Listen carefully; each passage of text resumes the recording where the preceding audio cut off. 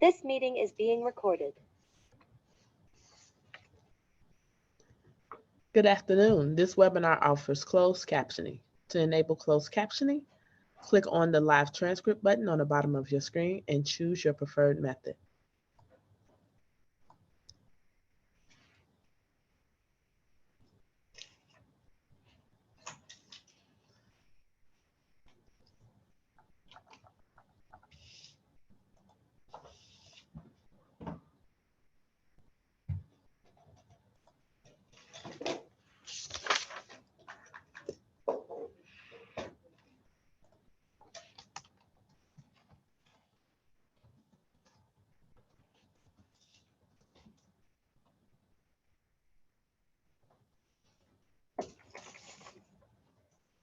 Welcome to the City of Chicago Department of Business Affairs and Consumer Protection webinar.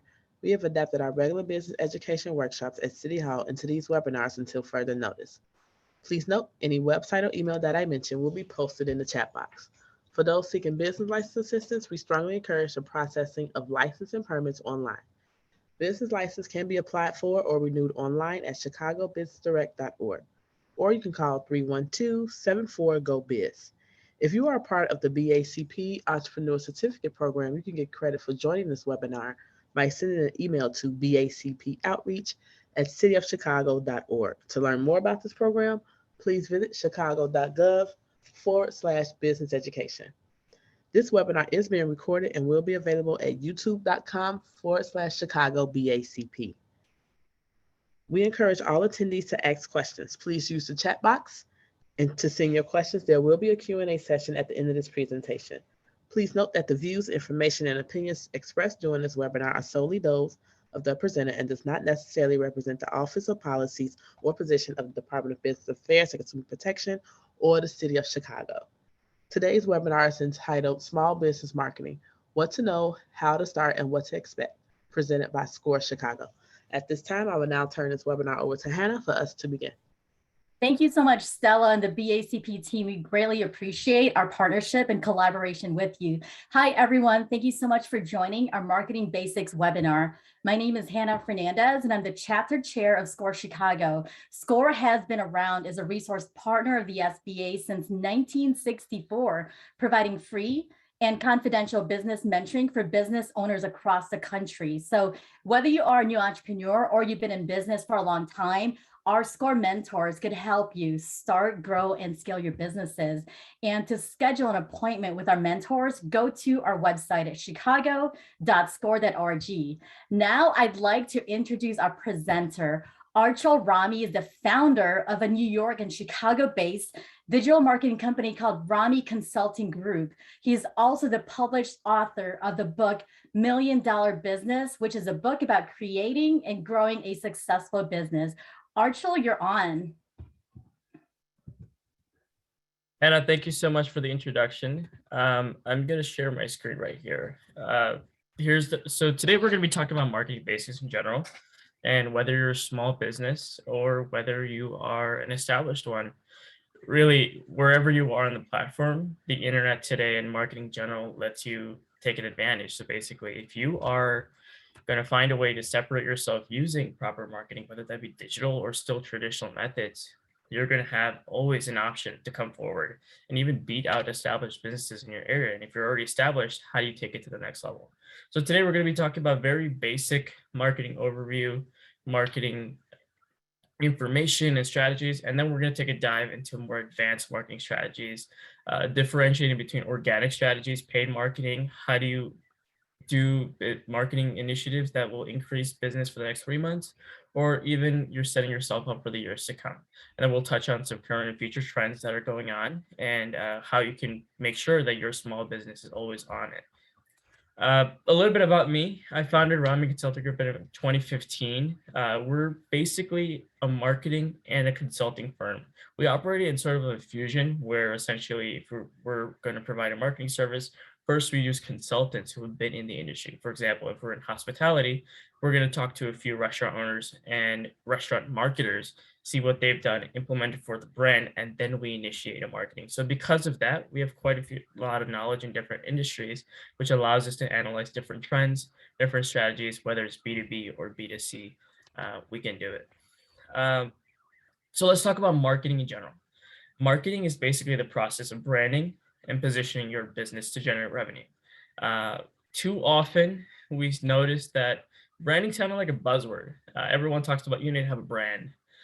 You need to have a brand within a local area to generate a whole lot of business to, be a very consistent business or have sustainable growth.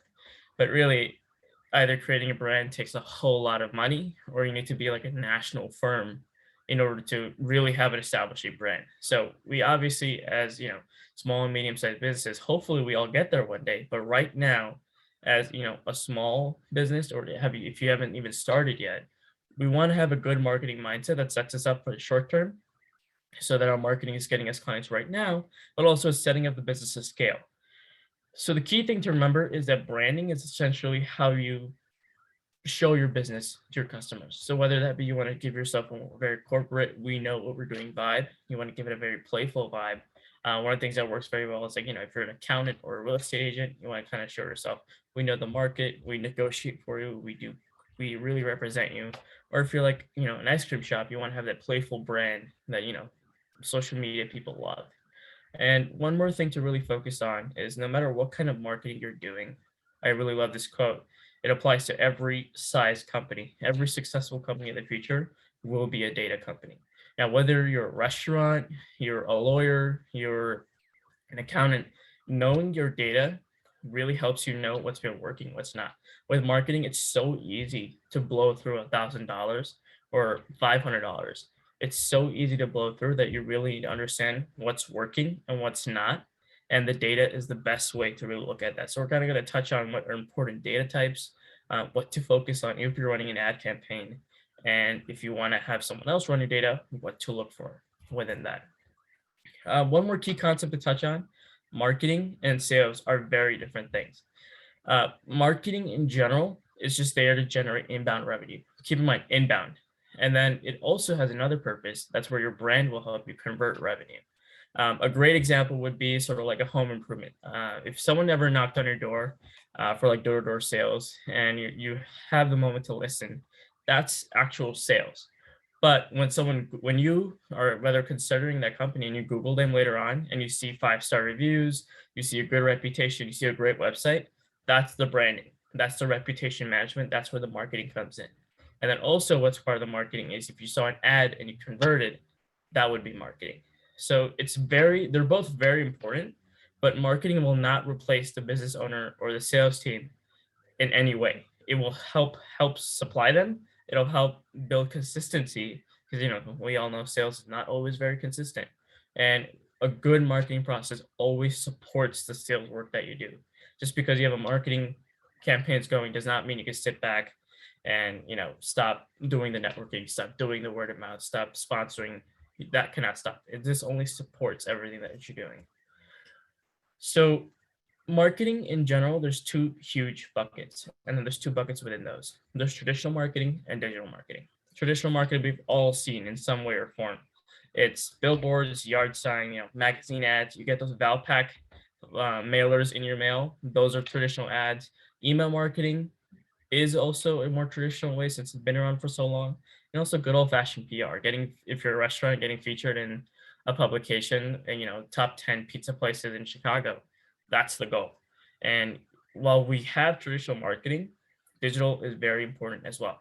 But keep in mind, because digital has been so popular and a lot of ad dollars have been going to digital, if you have a smaller ad budget and if you're in such a local area, traditional is still a very good option. It's getting cheaper. Lots of less people are advertising in traditional methods, and the old companies are still there. So they've made all the advertising a lot cheaper now for companies. So keep in mind that when you're building your marketing strategy moving forward, traditional is still a very good option. And we've also found ways to digitize traditional options as well. digital marketing is where the bread and butter is today. If you can find out that if you spend $5, you get 2 leads back, and out of every 10 leads, if one of those convert, then you know that if I spend, $10 or $15 a day, or if I spend $500 in the month, you know that you'll get this much of return. This helps build consistency, and that's, I guess, all we're all really looking for is sustainable, consistent growth. Because if something goes viral, if something goes, a video does really well, then you have all these sales and your operations are struggling to keep up. When you ramp up operations, then you have nothing to support the viral or all that growth that you just had. So we're building consistency while we still want the peaks. We want to build consistent, sustainable methods. That's how we scale with a local small business marketing brand. And everything that I do is centered around consistency and sustainability. And we need to start with branding and positioning. So the number one thing you want to do is, who are your buyer personas, or what we like to call them, is essentially take a list and just find out who your ideal customer is. And if I've seen so many small businesses, they go, oh, I can serve anyone within the whole Chicagoland area. I can serve anyone who has a home. I can serve anyone who goes to yoga classes. I can serve anyone within that range. I can serve anyone in the River North area. That is great, but that's too big. We cannot target, depending on how your marketing budget is. If you have a $10,000 marketing budget, sure, we can go after the whole area. But if you just have $1,000 a month to spend on ads, that is too broad. As I said, you can blow through your marketing budget so fast, it's crazy. So what we need to make sure is that, one, you need to understand where your people are. Even if you have a service, like a consulting service that you can serve the whole country, still, I recommend localizing a lot. And here's the thing. When you localize your business, you also build word of mouth. They talk to their friends, and the next thing you know, if you're showing up in many spots, you're going to have that sort of local brand that we're looking for. Even if you can provide your service nationally, you still need to keep your local brand going. Other things, the basic things you need to know, especially like basic categories, like age, the gender, where they're located, other information about them, and also psychographics. What are their hobbies? Where do they hang out? A lot of great tactics come from finding out which Facebook groups your customers hang out in, finding out what activities they're doing and sponsoring those activities. And then also, when you're in Facebook, you can target them based on their interest. You can target them based on what they're liking. If you're advertising on TikTok, you can use the same strategies and find out what their demographics and psychographics are and target them. So I'm sure if you run a quick Google search, you could get a list of demographics and psychographics. These are just a few examples, but I strongly recommend that you build a list of these and then start crossing out things that aren't irrelevant. Come down to around 10 psychographics. That way you're very specialized. This is my ideal client. This is who I'm going for. And I want to make sure that all of my ads, all of my marketing for the next 2 years are targeting only these people, because I don't want to spend my marketing budget on anything else, especially when we have to have such a small scale of marketing in a small local area. Because keep in mind, we're building a local brand. And in order to do that, you need to have very specific instructions of what to do. Now, if you have several types of customers, then you can build several of these and have different campaigns target those different people.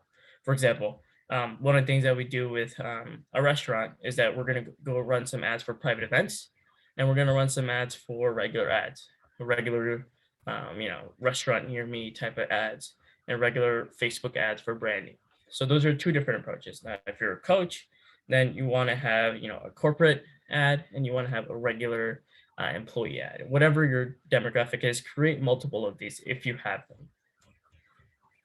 And then based on who these people are. So if these people are, Gen Z, young people, you want to build a playful, engaging brand. You could build something that's great on social media. You want to have a service that people post. For example, user-generated content is where the gold is right now. One small business can't produce enough content to cover enough area on the internet. It's such a wide spot. It's so easy to get lost. The best way is when people are posting for you. For example, they loved your service so much, they went to your class, they loved it, they posted on Instagram, and their friends will see it. And this is kind of why influencer marketing has been taking off right now. But influencers have very, very power. They have so much power within their following because people trust them. Their followers are following them for a reason. And if they post about you, you're going to get a whole lot of traction. So that's the same idea. You want them to post naturally, whether you're paying an influencer, whether you're inviting them for free, or your actual customers are posting you on social media. User generated content is where the landmine is.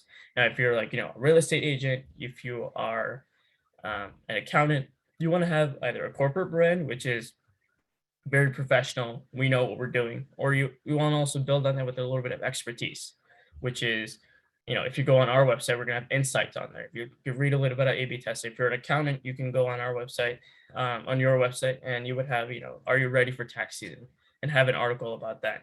And the reason is you want to position yourself as the expert in your industry. If people aren't spending more than 3 minutes on your website, they're not going to convert, because your chance of converting a lead once they land on a website almost doubles when they spend time on it. And that's the goal. All the marketing you're doing, spend time in it. Now, one more thing that's happening in the industry is also with B2B industries, so business to business industries, a lot of time what happens is that corporate brands, like accountants, real estate, insurance, there are either so many of them out there, or what's also happening is that there's so many bland basic websites because you don't really have much to talk about, and really you want to build your personal brand on top of that. You want to put your name out there because people like people, and they don't want to see a bland corporate with stock photo website. They want to learn about you, especially if you're like a real estate agent or corporate. I don't want you dealing with my money unless I see you, who you are, and that you're an expert. So if you're a B2B service, have that corporate brand, but also build your personal brand on top of it. That is where like the key is on like personal branding nowadays, especially because if your face is on it, or it doesn't have to be your face, it could be, someone else, your partner's face, whoever it is, you want to build that personal brand, because nowadays, whoever you're following on social media is the people who are going to take most of the money. And that's where we really need to spend our time on. And that's where we need to really build the brand that suits you over there. Basic things. All marketing that you do should have a conversion in mind. So if you write an article, don't just write the article. If you're going to write something great about, the real estate industry, the market, there's more, there's low supply, there's more demand right now. If you're going to write something about that, at the end, if you are interested in a real estate property, or if you're interested in seeing what your home is worth, you want to have a conversion always in mind. Your ad should have a call to action, CTA. Basically what a CTA is, a call to action, which at the end, if they are impressed with what you wrote, if they're impressed with the video they saw, they must have so many ways to contact you, whether that be a call, whether that be fill out a form on our website. If you're a physical store, have directions to the store. And every post you make, now don't bombard it, don't make it look like spam, but you want to sort of ease it in. Every way there must be whether it's click the link in our bio, whether that is go to our website and sign up to win this contest. These things are what works. And with people having such short attention spans, if you're not telling them where to go, they won't go. So that's why your website must have basic forms. It must have good design. Having good design is unnecessary. You cannot have a 2009 website gone. It's just no one will convert. If I saw one website, it's like, oh, cool. Here's the form right there. I can see the articles right here. I can see all the services right here. And I can click through, read about it. Cool. I know what you're doing. If you're something physical, if you're a B2C, I can see the pictures. Pictures and videos talk more than anything. And that's good UX experience. One more thing. Basic things like if you're an accountant, I want to see all your services right there. If you are a service, I want to see your pricing right there. A lot of people, this is old mentality of, again, if you're a consultant or accountant, that's a different thing. But if you're selling like a software, you got to have your pricing on the website, because people will not go through the effort of contacting you to finding out what the pricing is. I want it right there. I want to be able to create an account right there and start going. If you're someone local, you got to have all your products. If you're a restaurant, you got to have your menu, hours, and location, because that's all people care if they come to your website. And you want to have that good UX experience. So UX is basically just customer experience or user experience. And you want to show what they're looking for right away and then ask for the sale. That is the key. Basic things like being responsive on desktop, tablet, mobile. You want to have a few animations going. That wow factor needs to be there, because without that, you don't have a brand. Because if I run a Google search for like dentist near me, if each and every one has the same stock photos going on, and one has a great video that really talks to the customer testimonial, and really talks to me about my issue, like I'm scared of the dentist, for example, hypothetically, and I talk about you can trust us, you show customer testimonial video, I will reach out. And all the other ones with stock photos, they're not going to work. That these are the basic things to look at. One more thing with customer experience in mind, efficiency is the number one thing. This is a PwC poll that happened, I think, a year ago. And one of the best things that they showed is that efficiency was the number one thing customers looked for when they were either paying more for something or they were going to even make a purchase on a website. Efficiency is the number one thing they looked at. Can I check out really easily? I don't have to go through several pages. And one of the things that really I hate, like if I'm going on a website, I have to close the live chat. I get a pop-up randomly. People hate that. People do not like that. And you want to have ease of user experience as the number one thing. If you're writing a blog article, what is the customer thinking? That's how the algorithms are shifting. That's how engagement will increase. The more engagement you have, the more reach your post will get. And that's the mindset you want to have whenever you're going after anything with customer experience, whether that be a website, whether that be a social post, an ad, everything has to be. If you go in a little more detail, we're gonna see things like up-to-date technology. You can't have an old website. A lot of times, if you want to have a good brand image, attach yourself to a social responsibility. A lot of brands out there that are donating. For example, I don't know if you guys watched the latest Shark Tank episode, but there was a business on there who has a great service, but they also build water wells in developing countries. That is a great brand. Even as a small business, all you have to do is just donate that money towards a cause, or set up something where the customers can be a part of that as well. That increases your brand. That builds good social responsibility, charitability. That's a good thing. If you hit each and every one of these, there's no way your marketing campaigns don't work. Because if they're reaching the right people and you have that unique experience, people are going to pay more for you as opposed to other competitors. Few other current trends going on: personalization. A lot of times, I don't know how many of us have set up birthdays, have set up different things on the websites, but what really works is that if it's your birthday and I send you a special birthday offer as a small business, that's going to work, because that is what the large major fashion brands and Bath and Body Works, that's what they're all doing. They're going to send you customized offers, customized details for you. They're going to run email customization. You want to make sure that you're marketing based on the events. You want to market based on the holidays. If it's Cinco de Mayo, you want to do something according to that. If it's St. Patty's Day, which is huge in Chicago, you want to do something according to that. Always stay current. And I would even say stay a month out. For a lot of our clients, we're already marketing Mother's Day. And people who really care about that holiday will go above and beyond to make sure that they're early. And then also what you want to have is that last minute and that urgency. So there's so many tactics to go after, but always stay ahead and personalize. You want to segment your demographics. So if they came through a special campaign, like to take the restaurant example, if that content came through the private events email, sure, you can send them general email marketing, but don't send them the general holiday stuff. You want to customize this. They already booked an event once. I'm sure they can book one again. If they're part of a corporate brand, you want to have them cater next time. You want to have them be another private event. So you want to customize and segment your data. Your customer data needs to be segmented based on where they came from. What did they buy? If they bought a $1,000 product, or did they buy a $50 product? And especially when you have B2C customers, like more customers than like B2B has fewer, like you might have only 10 clients as an accountant. Then this is less important, but then that's where personalization is even important, because you only have 10 clients, give them the attention they need. And same thing for when you have 1,000+ customers, you want to make sure that they're all getting attention at the same time, but you have to categorize them really well in order to be able to still personalize, because all those emails you get out there, all those phone numbers, they could easily get lost. The next thing, you want to organize that data. So we have so many data dashboards to look at. There's CRMs out there. There's Google Analytics. There's Facebook Analytics. There's all these analytics. You want to consolidate and look at only what matters.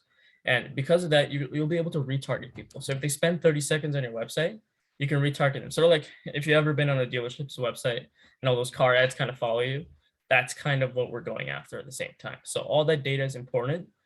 But one of the things that we always focus on is sustainability. So you don't want to just rely on ads, you want to also have the SEO going. If you have SEO that's going great, cool. An algorithm shift tomorrow could drop your positions to number 5 and you have to work your way back up to the top. And during that time, you'll lose everything that you've built. But luckily, if you were investing in Google Ads at the same time, your Google Ads are going, or if you have a great social media following, you're doing great over there.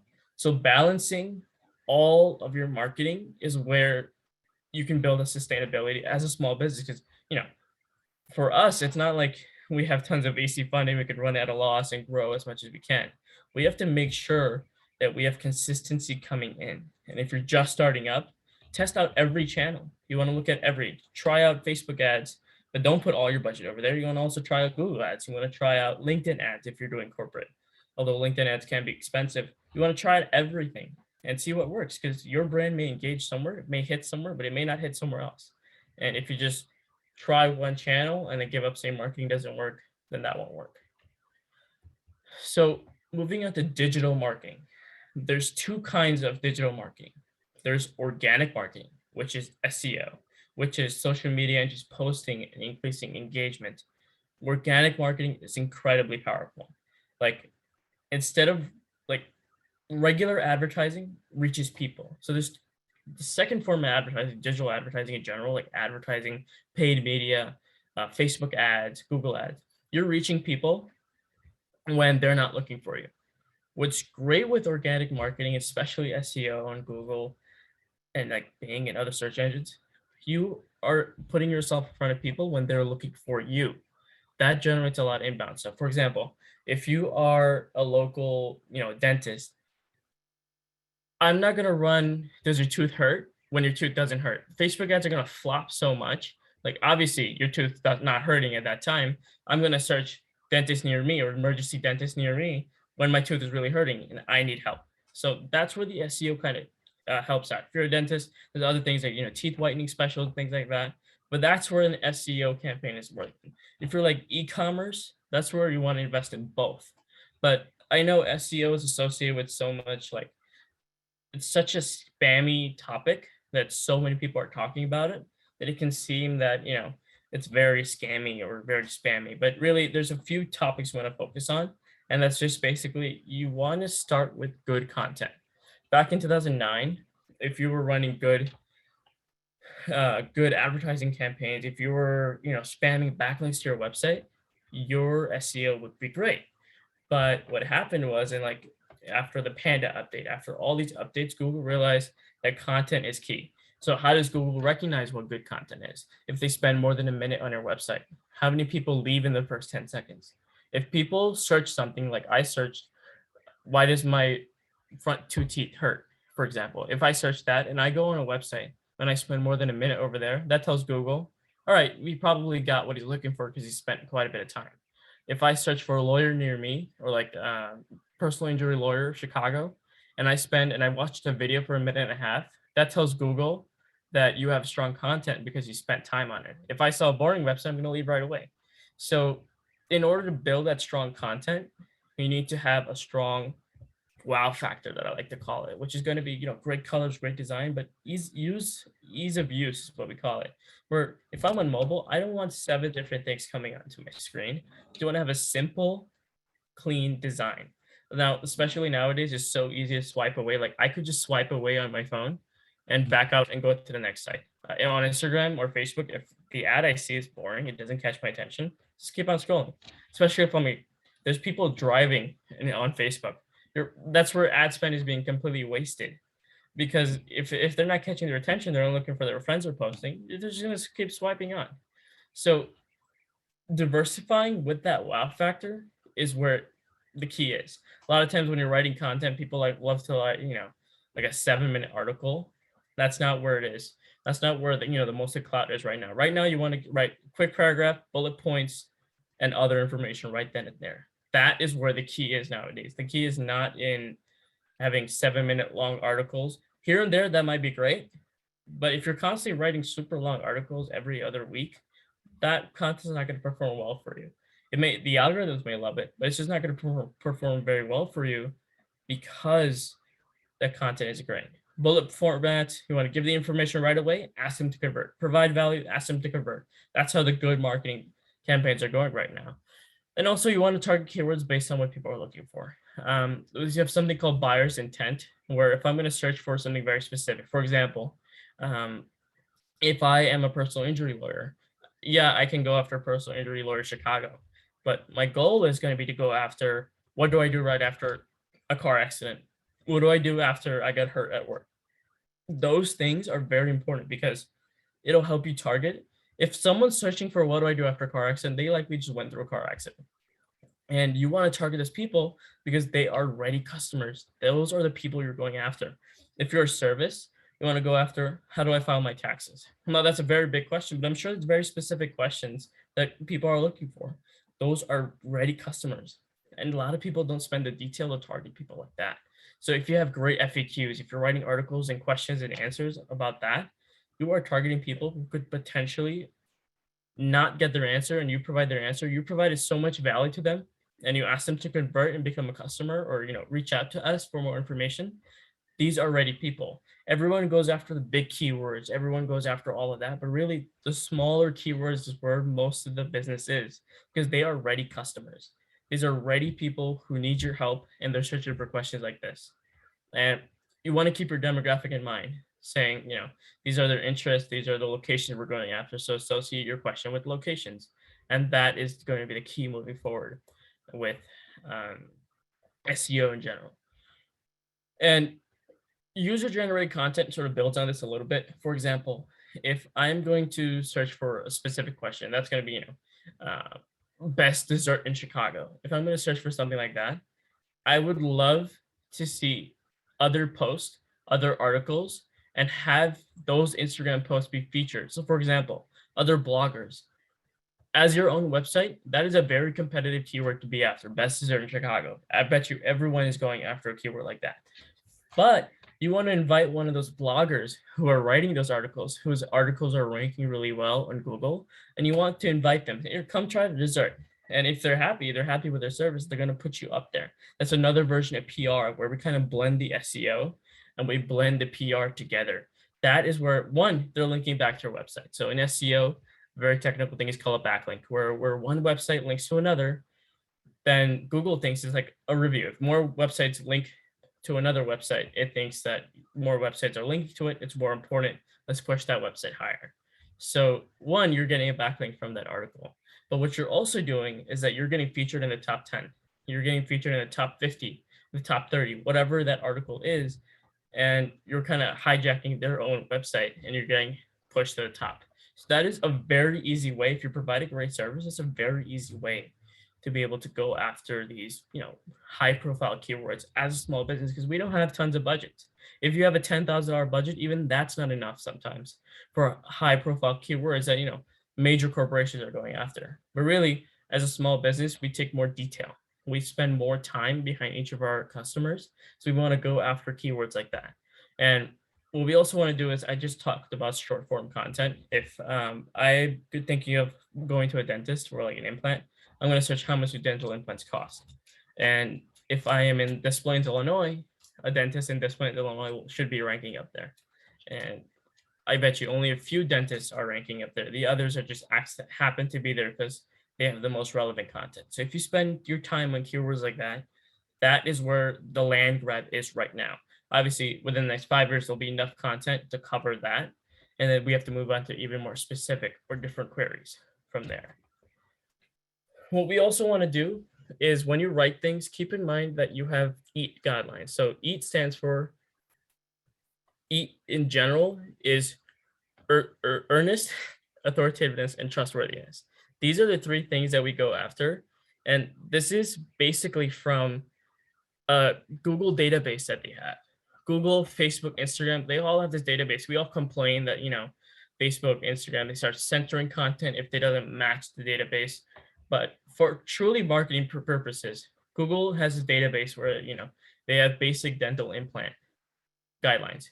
They have basic lawyer guidelines. They have basic information on different things. And if your website accidentally writes something wrong or the information doesn't match this database, your website, that page is going to penalize, not that website. That page is never going to rank because you never hit that database. So always keep in mind that you're doing your research before you write something, because if that blog post is not going to have that visibility, and here's the thing, all these big tech companies, they're working with each other generally. So if Google pushes that down, I'm sure Facebook and Instagram's algorithms have the same information in there. So do your research before you write blog articles and make sure that you're following the general consensus. And as long as you're doing that, you're going to do a good job overall with making sure that your content's getting out there. Because one, you don't want to get strike one when the information is wrong entirely. Another thing to look at is take a PR style approach. Backlinks nowadays, they don't work very well if you're just using, directories and overall terrible sites. Really what works is that you want to write great content and you want other people to feature that content. Or if you're a local retail space, what you want to do is invite bloggers over. You want to invite influencers over. That is where, you get a lot of PR. PR is the key right now. When, as a small business, if there's 30 other businesses who are doing the same exact thing in the local area, but you're the only one that's getting featured in the top articles, in the top blogs, or the top social media posts on their blogs, that is where, as a small business or as a startup, even as if you provide the better service, you'll get featured up there. Now, obviously, there's pay to play sometimes. You can pay to get your article up there. But what we found over time is that when you get natural appearances on these articles, they get the most reach. You can pay yourself to be at the top, but you're not going to get as much reach because once your pay period is over, like whether that's 10 days or 15 days on a website, it'll be gone. So you want to keep in mind that you're doing this PR sub approach. And also basic things, if you're a local business, you want to have your Google business profile going. This is basically Google is helping you market your business. They are putting you up there. If you have good reviews, if you have all your questions are answered, if you have a 90% response rate, Google will push your profile higher.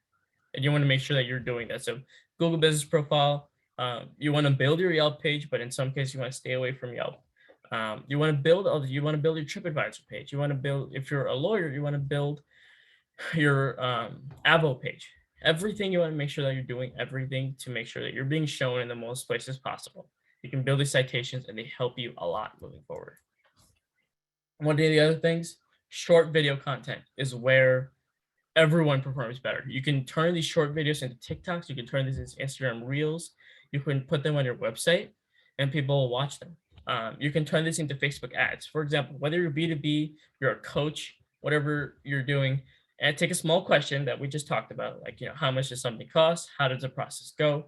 And record a 35-second video and post it on TikTok. I guarantee people will watch it because, it's only 35 seconds. If it's on the website, people will watch these videos. If you put a 10-minute video going through everything, people are going to drop off. But if you have so many, short videos allows you don't have to spend too much time. You don't need a full-on production crew. Just get in front of your phone, a Gary Vee style, and start promoting your branding. When you frequently post like that, you're building a loyal following. People are going to start following because they see you as the expert. People are going to start following if you have this great dessert that you're this great bakery item. Show the process of actually cooking it. Show the process of the behind the scenes. People love that kind of content. If you're a real estate agent, show the behind the scenes of recording a great property video, and then also post a property video because people love that. They want to see, the hottest property in River North right now. They want to see all of that.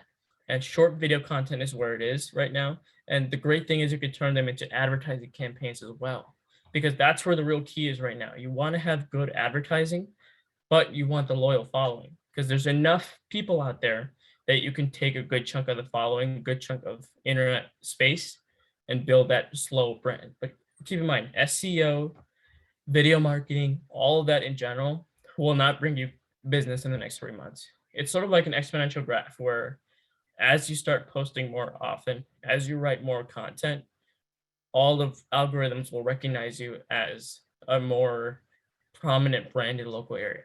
All these algorithms, they have something called sandbox, where hundreds of people are creating new accounts every day. Doesn't mean they're all going to get featured. Only the ones who consistently spend time for 3 months, for 4 months. All those people who post consistently, who either write consistently or adding content to their website, those are the ones who are going to get featured because they took the time to do it. And that's how you get out of their little sandbox. And that's when you get visibility. That's when you get featured in the explore section of it, social media. That's when you get featured onto different sections on Google. That's when you get featured snippets where, you search something and the little box pops up with your website and a little text. That is where most of the traction comes nowadays, because you're doing consistency. Again, to get consistent business, you have to consistently market, and SEO, advertising, all of this will take usually 6 months to even start seeing traction, because you really took the time to build that brand. You really took the time to have the consistent SEO and advertising in order to build 6 months from now, a year from now, you're going to be showing up in good search results. And just as a business owner, sure, agencies have great ways to speed this process up a lot, but you want to build that solid foundation as a business owner, because as a business owner, no one can do a better job than you. And the attention you take behind the scenes is very helpful.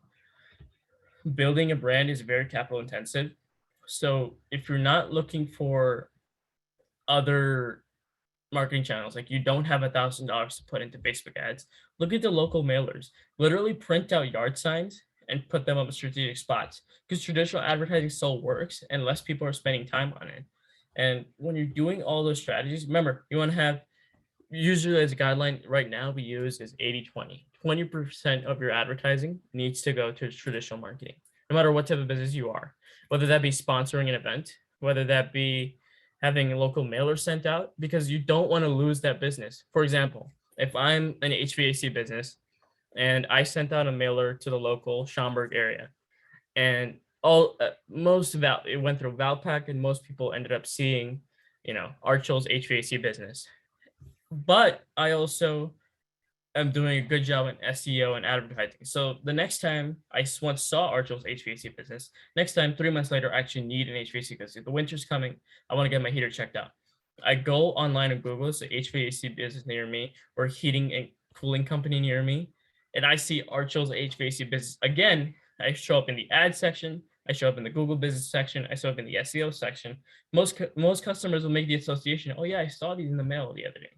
While that mail may not directly convert, because I saw you the third time, the second time, a third time, I will most likely click onto that website. If your website's good, they will convert into a lead, or they'll give you a call. Most of the time, it takes more than one touch point to be able to convert a customer. So it takes at least 8 to 12. With the customer facing brand, it's less. With the more like corporate brand, for like my business, for example, I have to reach a customer 8 to 12 times before trying to build trust, because it's very hard to build trust, especially when there's there's people from India trying to sell marketing companies. They'll sell you for $350, and then it won't work, and then they hurt the main brand overall. Same thing, real estate, car dealerships, these are the least trusted brands. That's why all the major dealerships in the area, they're going to run TV ads. Those TV ads may not convert, but they just want to show your name out there. So next time you go looking for a car and that dealership's name is there, you're going to associate that and build that connection. Now, as a small business, or as a focusing in a local area is so important, because if you're able to show your name again and again to the same people, and when you do that, you're building the same brand. You're reaching the same people again and again. That's why we love retargeting, because when you show yourself again and again, you're building that brand, and you even print yourself. That's why a lot of times we feel like, State Farm, for example, when they run the same ad over and over again, you may feel like they're wasting. I already know what State Farm is. Stop advertising to me. But they're kind of brainwashing their name into you. And that's kind of what we want to do at a much smaller scale in the local area. And then we expand from there. That is one of the best ways to build a local brand. That's why 80-20, keep that in mind.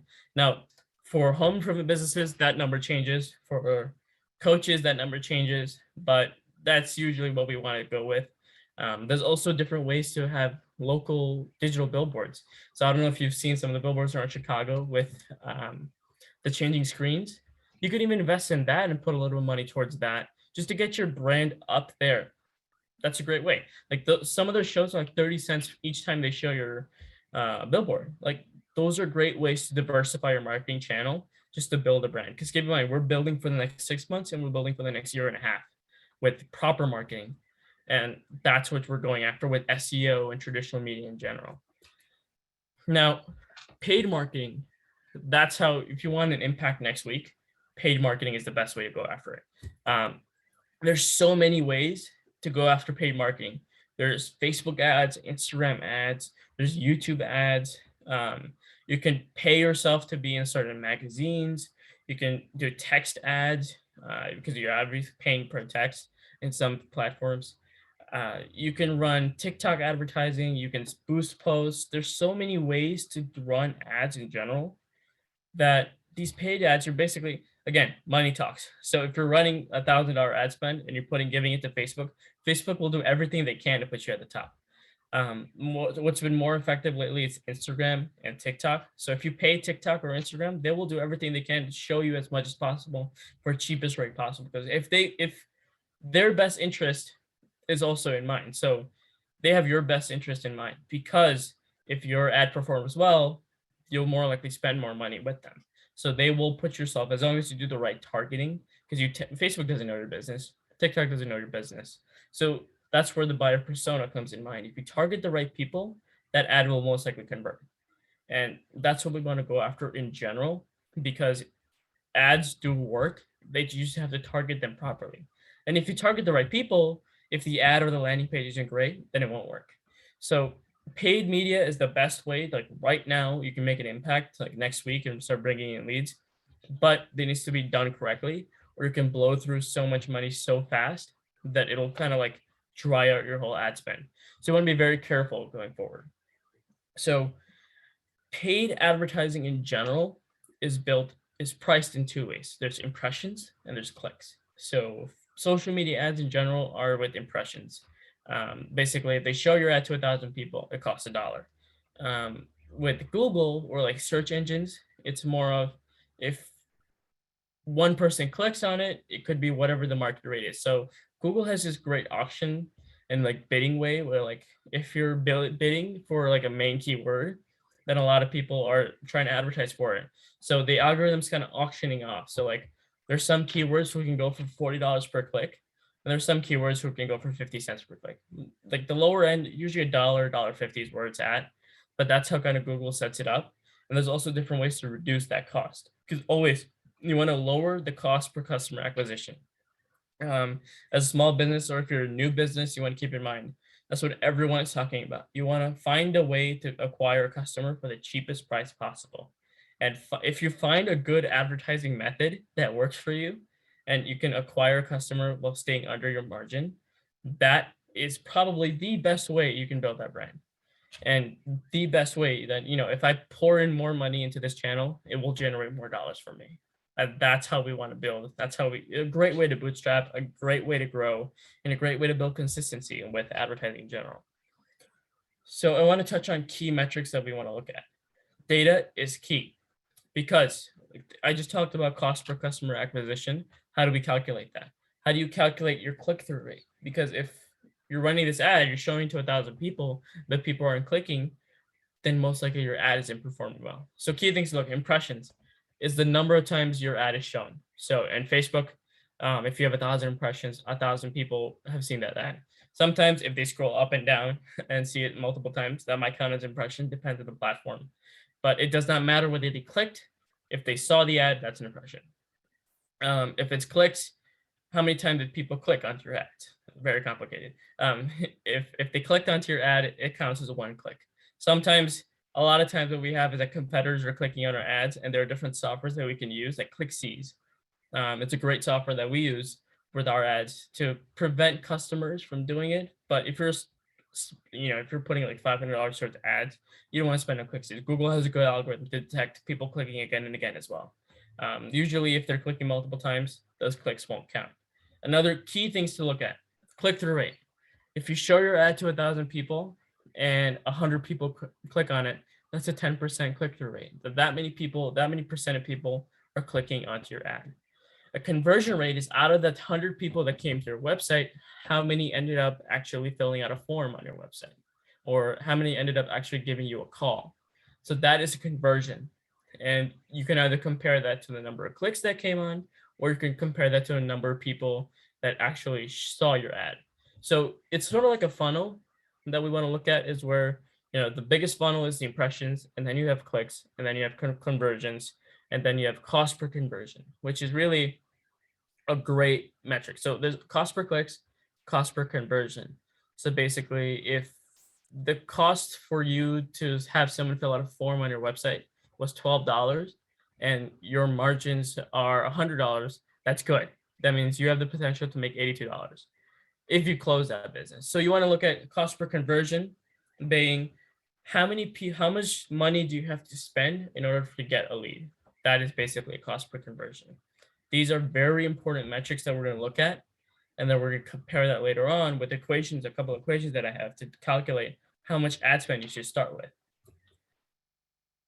So, for example, you had 10,000 impressions. So you spent $100 or you spent $200, and your ad was shown to 10,000 people, which is great. That's pretty efficient with advertising in general. But then out of those 10,000 people, 10% of the people clicked onto your ad, which is very high. That's abnormally high. But usually what we see is, 5 to 6%. So for our math, to ease our math here, for 10,000 people, 10% click through. So that's 1,000 people. Out of those 1,000 people, only 3% ended up contacting you somehow. So that could be 25 of them gave you a phone call and 5 of them filled out the form online.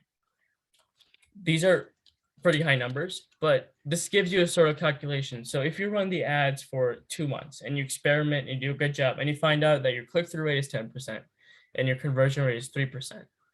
Now what you want to do, okay, I want 50 leads. I want to make 50 sales this month. All right, I can reverse calculate saying, all right, I can multiply that by 0.03. And I can divide that by 0.03 and divide that by 0.1. And then I can find out I need this many impressions.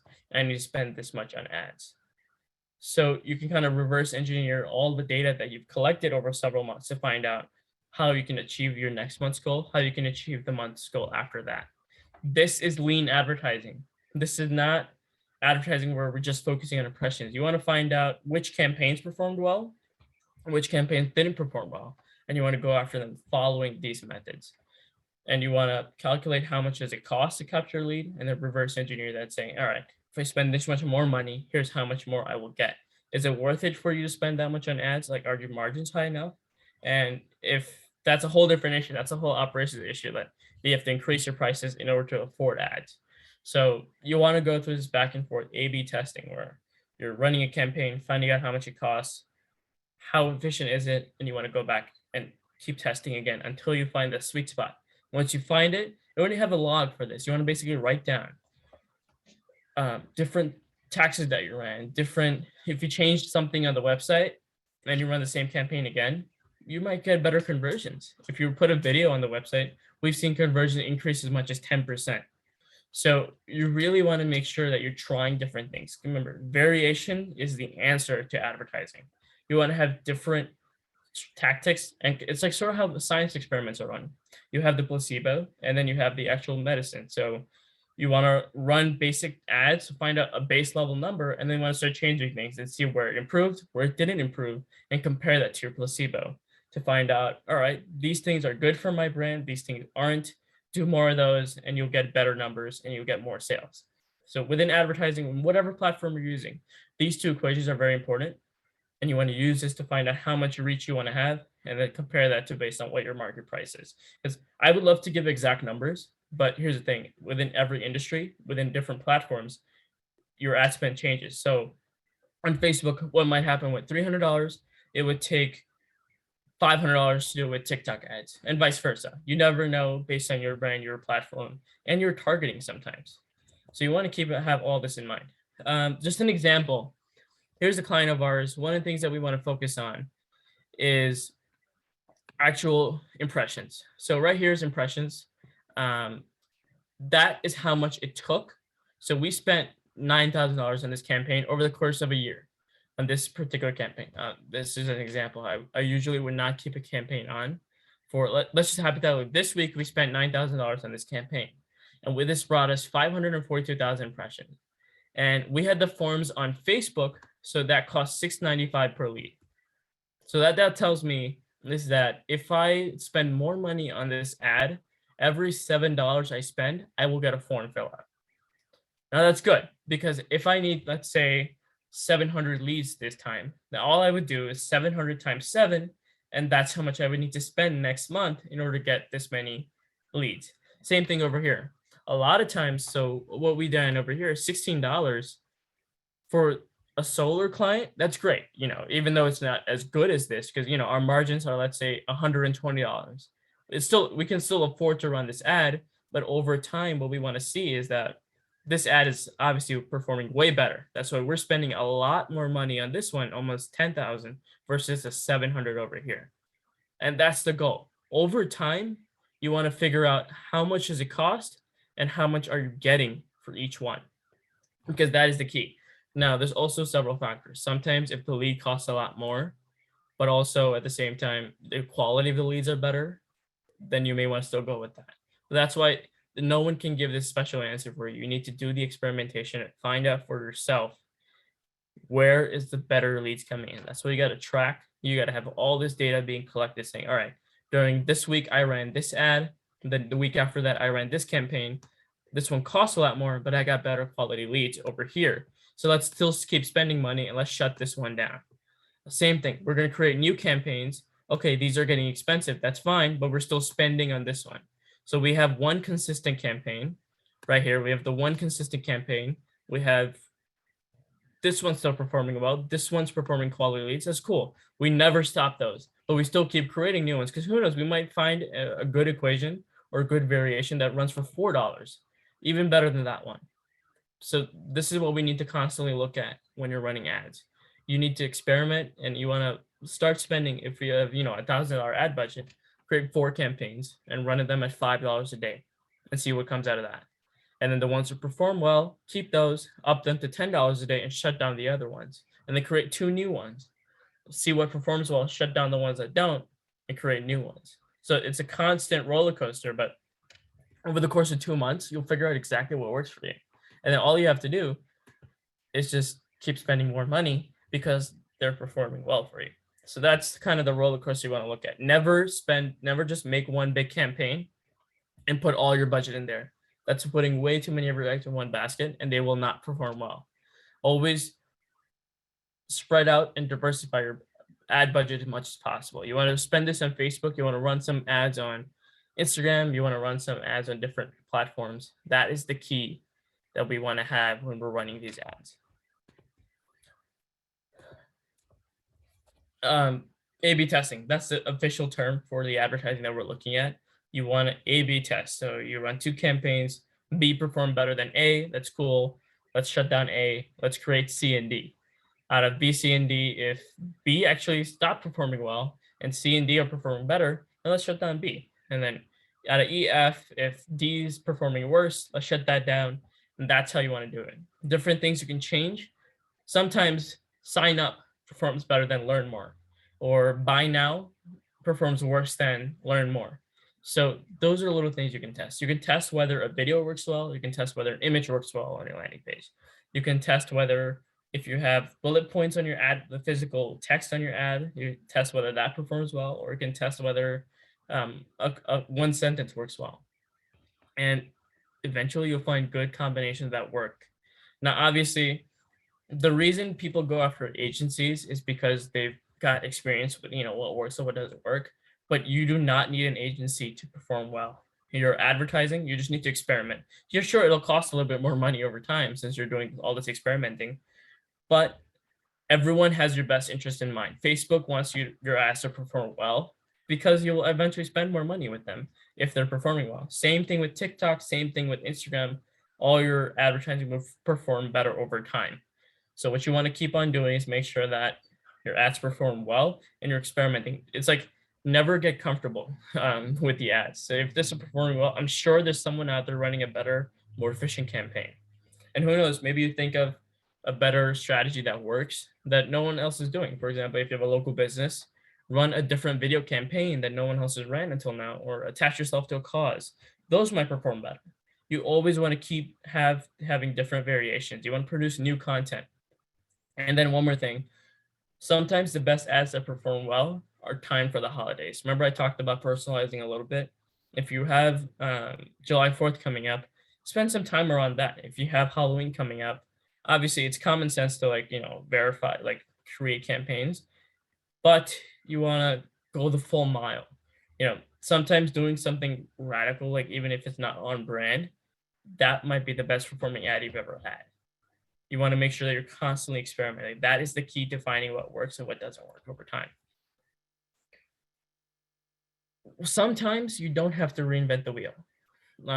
As a small business, when I first started, I just looked at what other marketing companies were doing and just branding myself according to that.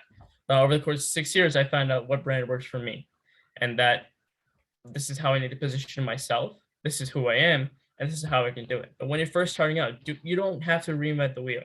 You just have to follow the same methods that have been working for everyone else and add your unique factor. Over time, you want to start customizing the whole car, and you want to make sure that you're changing things up, you're coloring things up, you're branding things yourself. But start off with just copying, straight up don't copy paste. I'm not endorsing plagiarism, but copy the tactics and the methods that other competitors are using and turn on the same ones and see what happens. A very good resource is Facebook Ad Library. They have this up there for transparency, but if you're a restaurant, if you're selling pizza, just not Google. So once you are on the actual ad library, select all ads and then type in pizza. And you'll see everyone who's ever ran a Facebook ad regarding pizza. If you're a life coach, go onto the ads library and put in life coach, and you'll see everyone who ever ran a life coaching ad. And that will give you great inspiration. That'll give you good ideas to start with. That'll give you good copy to start with. And you can also see their landing pages as well. So you don't need to spend 10 hours going after this. Just see what they're doing, tailor it to your demographic, and that'll work. And eventually what you want to do is you want to have the landing pages also serve as SEO pages. So all that traffic that you're sending to the pages, and if they're spending time on the website, you're helping your SEO. So eventually it's sort of like how a spider builds its web. It starts from the middle and it starts building around until eventually it's got a pretty good web, and it'll start catching all these flies and all these bugs in there because it's big enough. That's what we're doing. It's hard to start off because there's no base. But once you do build that first ring, you just have to build on top of it and spend more money because your ads are doing well. And keep in mind, it's so easy to blow through money. So you want to make sure that you experiment and you look at what other people are doing and sort of take those same ideas and implement them onto yours. What to make sure that you're doing is you want to build for long-term sustainability. That's been my theme ever since I first started with marketing, build for long-term sustainability. So if you need customers tomorrow, influencer marketing, bring in people with 3,000 followers and have them come and try it out and make a post. If you're a B2B business, have your article featured on a blog. That will work. Paid advertising, email marketing. These are great ways to generate business in the next 2 months. If you want to build something for 6 months, you have time to build a brand. You have time to go for SEO also. So SEO usually takes, depending on it, there's so many factors that go in. But if your SEO, for example, you already had a website that's been around for 6 years, it'll be way easier for you to tailor it. So the long-term strategies are the SEO, building content. I'll tell you, I have a home care consulting client. She writes great articles. She didn't even care about SEO. She's been doing this for like 6 years.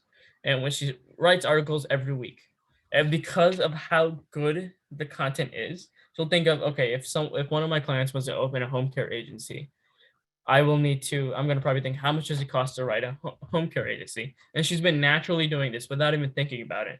And we're now ranking with a little bit of help. She's ranking like at the very top for some of these keywords because she had that mindset in mind. Like, what are my customers thinking of?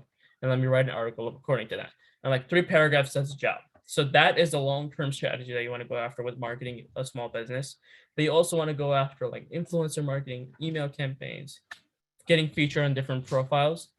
Those are the great strategies moving forward. And you want to also focus on the data and know who your customer is, because these are the best ways that you can build a brand moving forward. And SEO is so crucial moving forward that is how you kind of filter out all the other businesses. Because if you're at the very like top 3, then only the ones who are at the top 3 matter. Whoever's on the bottom of the first page, on the second page, they don't matter. Whoever's up there right in front, because people don't have the patience. If you're right there, if your posts are right there, if your emails are right there, you have to constantly be in front of their eyes in order for this to work.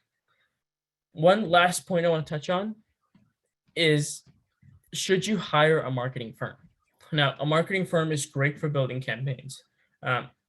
If you do hire a marketing firm, you want to make sure that they're not pushing their agenda.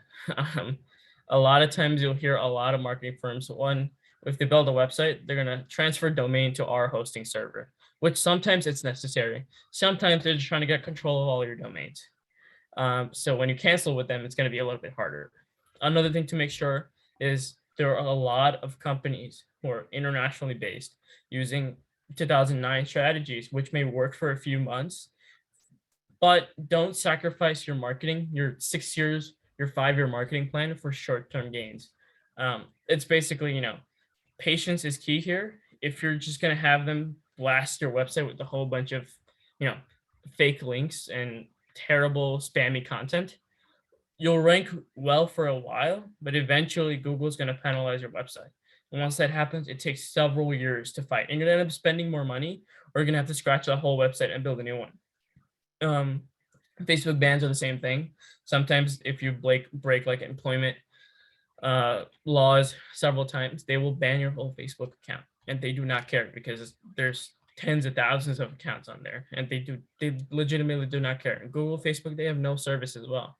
So it's a very, very thin road to play. So make sure you're keeping it in-house or in the United States. Like, we want to keep it local. That's the key, because that's where the authentic content comes from. You can't generate content internationally. It's just not going to happen. And you as a business owner, whether you have an agency or not, you want to make sure that you're understanding the marketing terminology to better understand reports. If you're seeing that one keyword has 1,000 impressions, but the other keyword has 10,000 impressions, but they both have 10 clicks, that should tell you that, all right, let me focus on the keyword that has so many impressions, because that's where a lot of potential is. And you always want to ask for monthly reports and meetings, no matter what. Good agencies will always reach out, but take those meetings and understand the marketing, because one, you may not always be working with them. So you want to make sure that you have control over your own marketing. You have control over your own business throughout the whole campaign. And whether you're running campaigns on your own, you do not need a marketing firm when you're starting out. As you grow, the number one reason to hire a marketing firm is if you want to outsource. You either have no idea how, or two, you just don't have time to do all the experimenting and A/B testing and all that. But other than that, this is completely feasible on your own. And one of the great resources, we have great SCORE mentors and SBA mentors to help you when you're just first starting out. But that's where you have to understand that nobody can, help you out of that aspect. You have to understand key marketing terminology, and you have to understand what the reports and the key terminology is, which, since you're on this webinar, it's great and you're being proactive. But one of the things you need to make sure is that do not sacrifice your long-term marketing plan for short-term gains. It's a key thing to look out for. Thank you very much. Questions, I'm always here to answer questions, and I know we've kind of went through this pretty quickly, so I'm always happy to go back and clarify some things for you guys.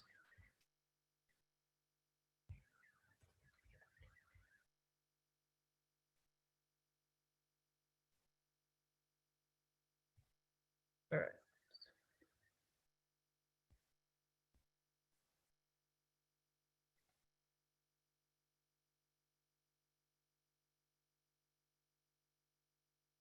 All right, so we're gonna work through these questions over here.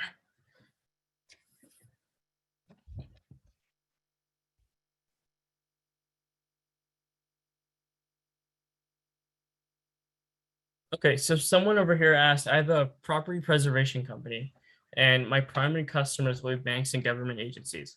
Should I still put prices or price ranges on my site? So the key thing over here is, if you have a customer facing business, that's where pricing makes sense. If you have a property preservation business where you're going for like government contracts, or you're going for corporate businesses, do not put your prices online.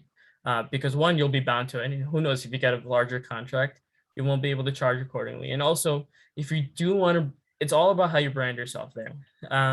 You can come off as, a quick fix company, but you can also come off as, we really care and we want to really spend time behind all of your properties. So you could brand yourself as an expert right then and there. I would recommend having great videos on it of actual work happening, because if people see that, if you're running like, LinkedIn advertising for that, um, then the video content will help a lot in keeping, because you won't get 10,000 people to your site. You'll only get 50, but those 50 will matter a lot more than a traditional B2C.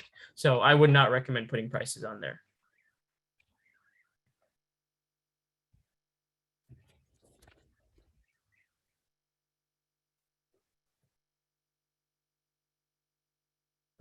Hannah, do you want to go over the questions? Let's see if Stella's on. Stella, are you able to go ahead and see the chat questions? Because I don't have any access to it. Yeah. It's not Fantastic. a lot of questions in the chat, honestly. Oh, okay. I'm going through it. It's just a lot of comments. Yeah, a lot of comments saying fantastic job, Archel. Thank you. I just want to clarify. I said earnestness, which that's I don't know why I said that. It's expertise, authoritativeness, and trustworthiness. Expertise is basically just positioning yourself as an expert, and then authoritativeness that's where testimonials help. If you're ranking at the very top, you're gonna have a great authority, and then trustworthiness, again, testimonials. So you want to make sure that you're hitting each of those standards, and they call it EAT as a great acronym, but you want to have facts. Bullet points help a lot over here. That really tells the algorithm that you're spitting facts here. And also at the same time, people have the time to read it since it's short format bullet points. So that's the best way to show the EAT category when you're writing blog posts or articles or any content like that. Here's a question. What are the top 3 things to start building a SEO? I'm sorry. Oh, for top 3 things to build SEO, start writing blog posts, 100%. Quick format, short format blog posts. You want to make sure that each of those are going after keywords. So what I would do is spend an hour going after top keywords. So for example, it helps to let me know what type of business you are so I can guide you in that direction. But if you have a small business and let's say you want to look at for the top keyword plus location. So if you're a dentist, dentist, Chicago. If you're a lawyer, divorce lawyer, Chicago.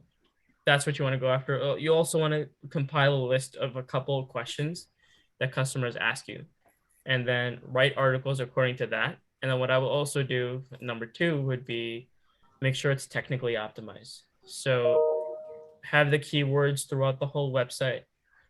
You want to make sure that it's being properly listed, your titles. So like the first words that come onto it when you first land onto a website, they're called the H1 tag. You want to make sure that that has your keyword in it, because other than that, Google can't tell what you're targeting. You want to make sure that your blog has the keyword in it. Remember, 1 or 2 keywords per page on your website. And the third thing I would do would be try to get the blog mentions, try to get more PR coming through, because that would be the key with all your marketing. You want to make sure that people are linking back to your website. And now it's tough as a small business to do that. That's where you would want to, if you're ready for, go for, professional service for a marketing firm. But I would recommend that you do those 3 things. So try to get as much mentions. You want to get people searching for your brand.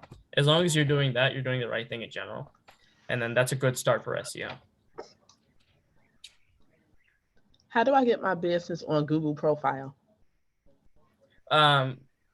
What you can do is just literally Google business profile, and then just click on the first link, and then click on the get started button, and then it'll walk you through all the steps. So enter your business name, enter your phone number, your website if you have one, a description, your hours, and then once you have that all set up, it'll ask for some type of verification. So they might make you mail a postcard. They might make you phone verify. So if you have a phone number, they might make an automatic phone call just to verify that the information you gave is correct. And then you'll have your Google Business Profile ready. And then I would also ask your customers to start sending reviews, like ask them to review you on Google, because I guarantee you, if someone Googles you and they're considering to buy from you and they see 5 stars, that's going to make an impact.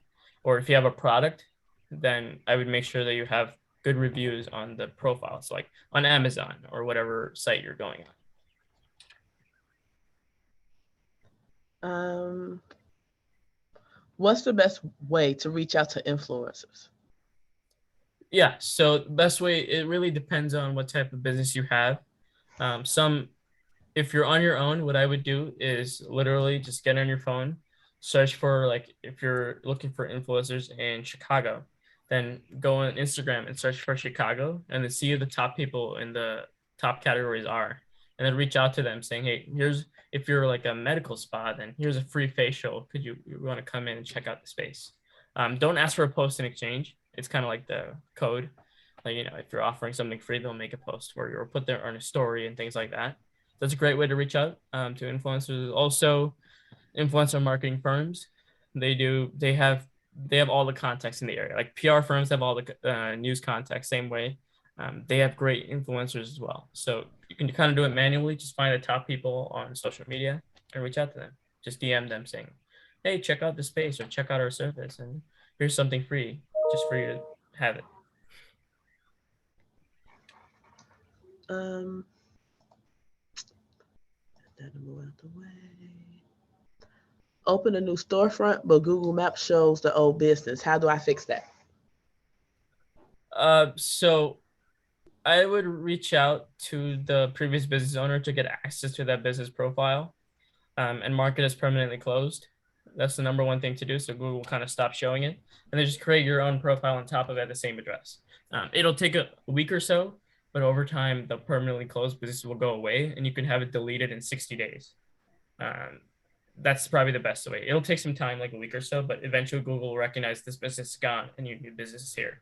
So make sure you create your new business profile and then delete the old one at the same time.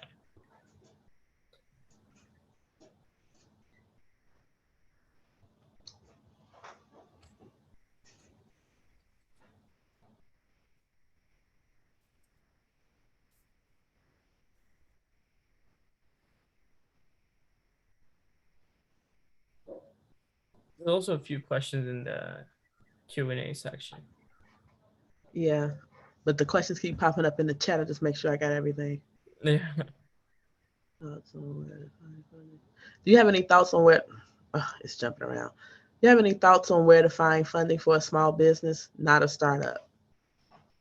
For a small business, so one, I just have to make this comment. I would run every small business as a startup, just in a sense where just the startup mentality of just build something for the next 10 years. And even if you've been around, I know there are major companies that have been around for several years and they run like a startup. And just that mentality helps a lot with advertising in general, just building for growth.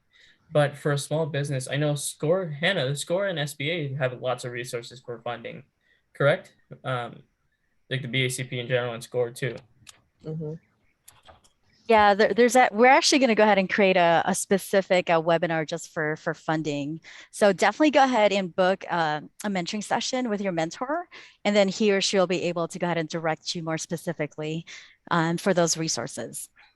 Yeah, so there are plenty of resources. There's plenty of grants going around from like these government organizations and private organizations as well.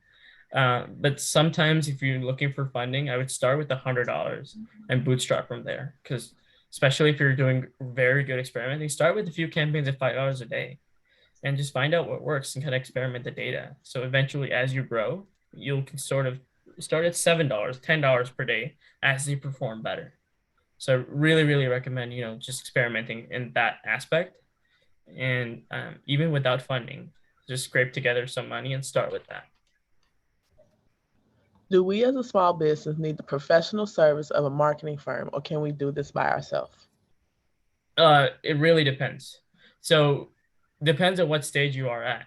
If you have enough business to the point where you don't have time to do the A/B testing, if you don't have time to do that, that's where I would enlist help.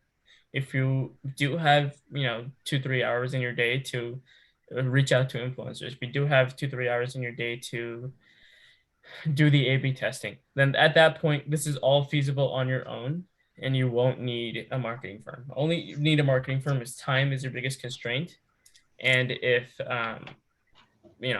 you're just not able to figure out why your campaigns aren't performing on their own. But this is totally feasible on your own.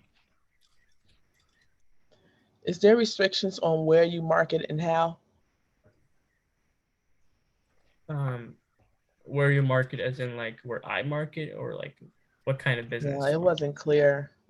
Okay, so I'll just go generally. There's restrictions on how you market for employment businesses. There's restrictions on how you market for political campaigns. So there's certain industries where they struggle to market, but I would say that there are quite a few restrictions. But when you run the ad and they deny your ad, they'll tell you why, and then you can sort of figure it out from there. What's the best tips to advertise a cleaning business? Local SEO, 100%. You want to, I would set a profile on Nextdoor or the nearby profiles.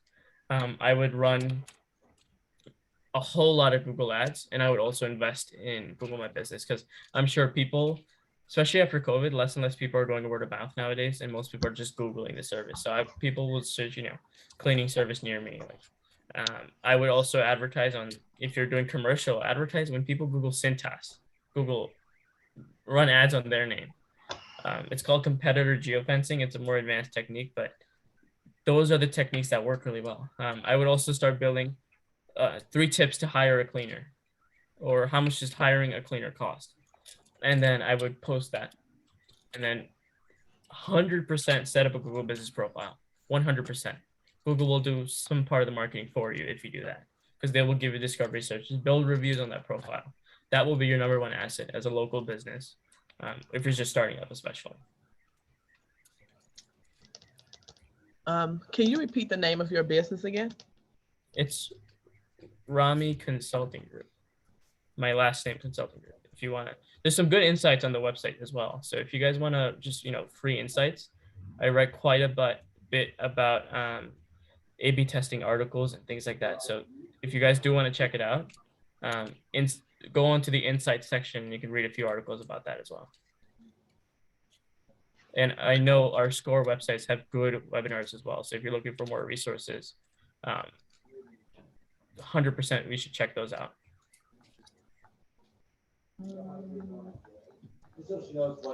Let's go through it.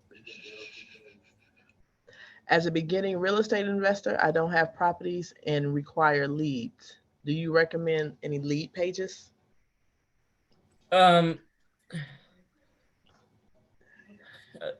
As a real estate property investor, so if you're looking for, foreclosed properties and things like that, to a certain degree, it'll be very hard to be able to market on your own. What works best is partnerships in the real estate world. So I would run advertisements looking for, partnering with people. I would also run people, if you're looking for properties, a lot of people are going to be searching for, how do I sell my property? Or, I would say Google, we buy properties for cash, and look at all the websites and mimic their strategy. Because I know all of them are saying, we'll close your property in 7, or we'll buy your property in 7 days or 30 days. And obviously it's going to be below market value, but that's where you're going to track properties. Because I know there are tons of companies who are succeeding on that. A good strategy would be, it's tough to find people like Facebook ads, but Google ads would be a better option over there. For people searching, how do I sell my property real fast? Or, foreclosed properties, that would be a good spot to be. If you're looking for properties.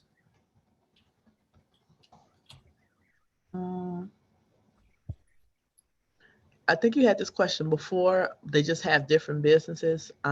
What's the best way to advertise a chauffeuring business and a daycare? Chauffeuring business and a daycare. So both of those, that's where, daycare Chicago. There's like 7,000 people a month searching for that. Guarantee you. So you want to run Google Ads for that, and you want to, for the next year, focus on just building your SEO, get featured in as many places as possible on your own. But if you want to make an instant impact, Google Ads, 100%.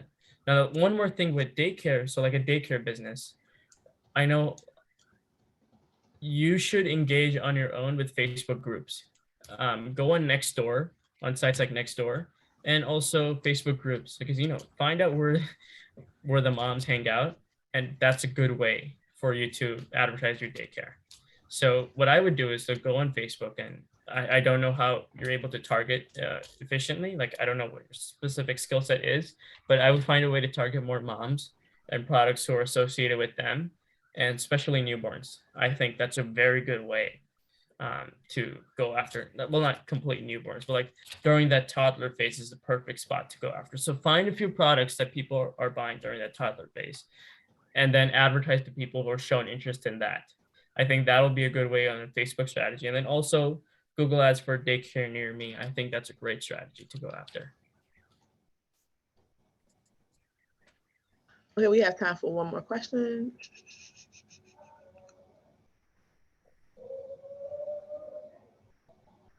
And I think for the shopper business, yeah, I think putting your prices on would be good too, because that's direct to consumer.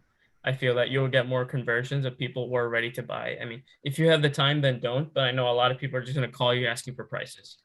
As you get more developed, I think putting your prices on there would be a smart move, or just put a range if you don't want to commit yourself to a price. Okay. What does EAT stand for? Expertise, authoritativeness, and trust. So just position yourself as the expert in the area, and that means, one, obviously, if you're writing a blog article about it, you have quite a few knowledge about it. So just make sure you're putting those facts in there. 100% make sure all the SEO and social media companies, they will penalize that page if you have a little bit of controversial topics on there. So I would stick to just cold hard facts and write your article around that. Just so, as a new website or it's a small business website, you don't want to go through the hassle of a penalty. Okay. That concludes our Q&A session. Hannah, do you have any last words? Rami, do you have any last words? Would it be okay? I feel like there are a lot of questions here. Feel free to reach out either to Hannah and she can forward to us, or reach out directly to me. However, it's easier for you guys. If you do have questions, I'm happy to answer them. That's a Since good we did idea. run out of That's a good idea. Since Yeah. we did run out of time, feel free to reach out to us. Thanks so much. And Archel, thank you so much for an excellent presentation. Stella, we appreciate your teamwork as always. The benefit of this webinar is marketing, when done right, allows small businesses to compete, right, with a much smaller advertising budget than large firms. So this is truly valuable information. And to those of you who joined in today, thank you for taking the time to really invest in yourself and your business growth. Remember, you're not alone. The City of Chicago and also SCORE, we're all here to support you. So please stay connected with us. Keep attending these webinars and schedule that appointment with your SCORE mentor. At SCORE, our mentoring sessions are always free and they're confidential, and they can be scheduled at chicago.score.org. Hope to connect with all of you again. Until then, stay safe and well. Thank you, Hannah. So much, Thank everyone. you, Archie. Thank you so much, To Stella. receive credit for today's webinar, you can send an email to bacpoutreach@cityofchicago.org. Again, that email is bacpoutreach@cityofchicago.org. Thank you. Thank you.